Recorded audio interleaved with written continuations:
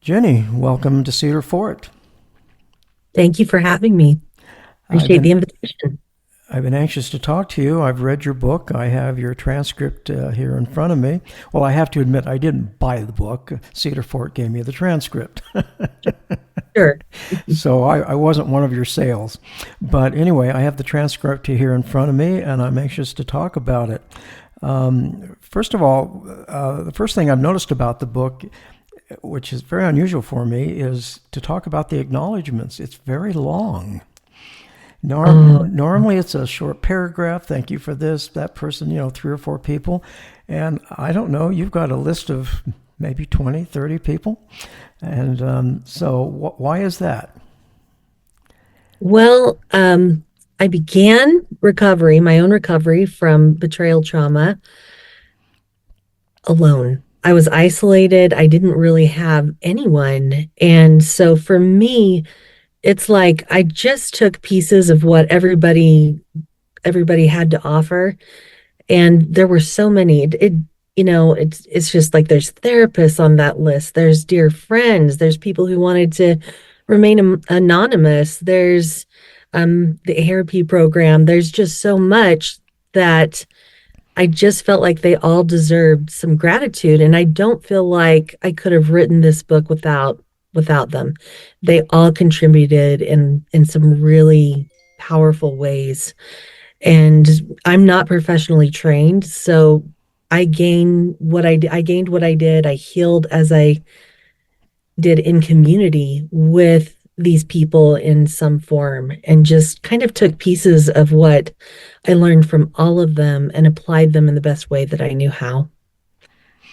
Well, it's an interesting book, and it's a powerful book too. The Thank you. introduction, you begin right away just by opening up your experiences and everything you did in a very personal way, Yeah. which I don't find with most authors. And so you have your introduction, and then what I'd like to do is focus on you have three stages. And I'd like to Hmm. talk about those three stages. Now, I guess first of all, we need to establish that you were betrayed, and I don't know what the term is. That the proper term now? Is one has been betrayed, or Yeah. Sexual betrayal, sexually betrayed, okay, anything like that. sexual betrayal? Mhm. And you point out in the introduction, I guess it started in your first year of marriage. Is that Hmm. correct? Hopefully, my memory is Correct. good. No, And that's correct. yep.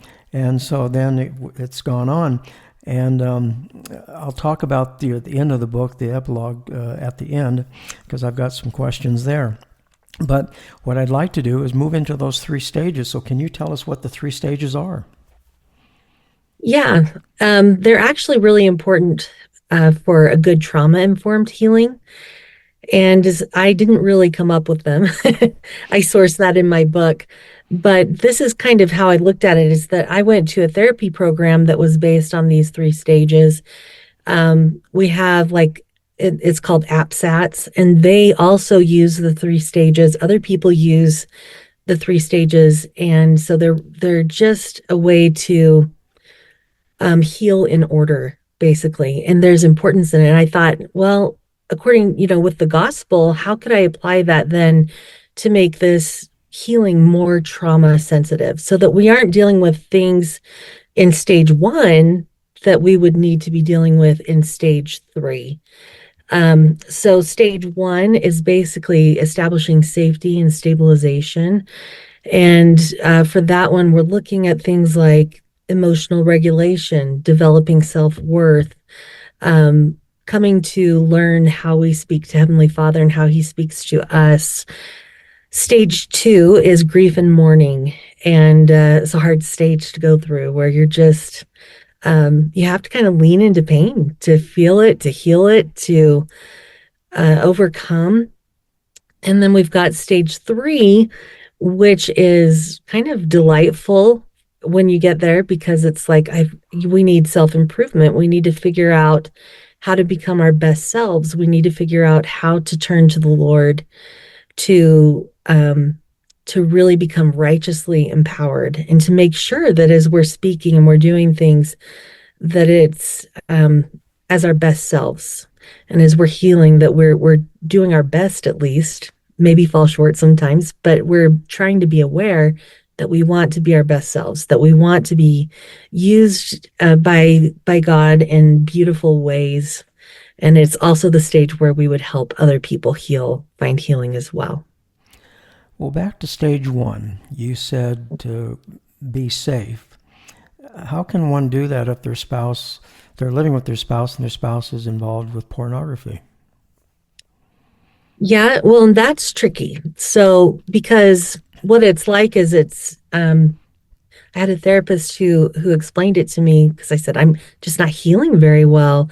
I would think I'd be doing better. And she said, well, we don't really expect soldiers to heal when they're being shot at, like at the same time. Mm-hmm. And so really that comes in stage two is that we can start to set boundaries.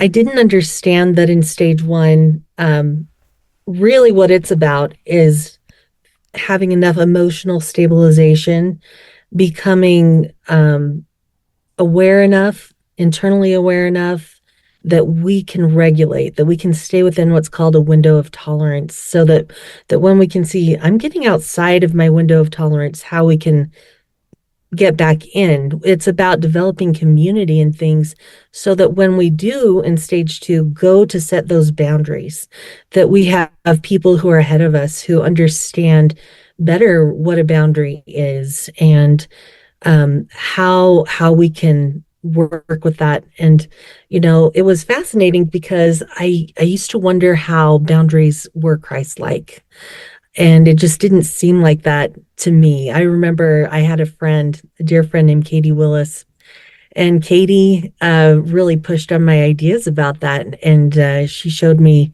actually boundaries are Christ-like. God uses boundaries. And when I started to study the scriptures with that lens, I started to figure out this is his process. Not that it's always that way, but to figure out some kind of formula, that the Heavenly Father uses has become really critical for my own healing. And boundaries are what keep us safe, by the way. Boundaries are critical so that it's like we have to be able to say, actually, no, this is enough. I need some space, or I need to go take really good care of myself or something right now because I'm struggling. Boundaries are so key for safety. Well, with pornography, because of all these mobile devices we've got, it's so easy to get access to it. For So, sure.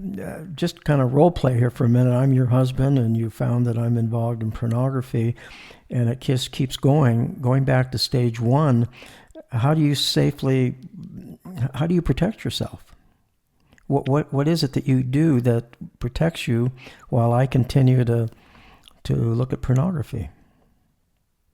Well, and again, that's more in a stage two kind of realm. But this is what I'd probably do is one, I would want to first make sure I'm emotionally regulated. I'd want to make sure that I'm breathing okay. Sometimes when we're hit with a disclosure or a discovery, it's Mm-hmm. pretty shocking. It's like, and it can throw us into PTSD type symptoms. We can really suffer in some extreme ways. So the first thing I'm going to do is make sure that I'm taken care of. And sometimes we might go into fight, flight, or freeze, and that takes some work to get through, some time, sometimes just running through us. I have heard of a woman who when she received a discovery, she ran for like 6 miles. She felt like that's just what her body needed Mm. to do. And so that was more of like a fight or a flight response. And for her, even though she wasn't really in shape, she felt a lot better after she had done that. Mm. So I've heard it said that when you're in one of those very extreme responses, it's not every day kind of, it's like an emergency almost. It's like um critical. It's like you were just in a car accident. How are you going to stop the bleeding? That we pretty much do what our bodies feel good to take care of that. And that's not a normal everyday kind of thing. We can normally notice I'm outside of my window of tolerance, and these are the things that I need. But but we would take really good care of ourselves. So that would be the first thing, is to make sure that I'm okay. And probably after that, I would take it to the Lord. I have a sponsor. I work 12 steps for betrayal trauma. Maybe reach out to some friends ahead of me and just figure out what would be a good boundary. Maybe this is what I'm thinking. Double check everything with God, because there is no one size fits all. There is not. Hmm. But then the last thing that I'd probably do is eventually set a boundary. And it might look something like this is and so we have I like to use the example of the Garden of Eden, and because that is when Heavenly Father taught me how he uses boundaries. And this was so life-changing for me when he pointed out in the Garden of Eden, he brought Adam and Eve in and he showed them around. And he said, look at all these wonderful trees. Look at this wonderful fruit. I'd love to offer you, these great blessings. And in order to do that, though, there's just this one tree that you can't eat, that I'm going to command you not to eat.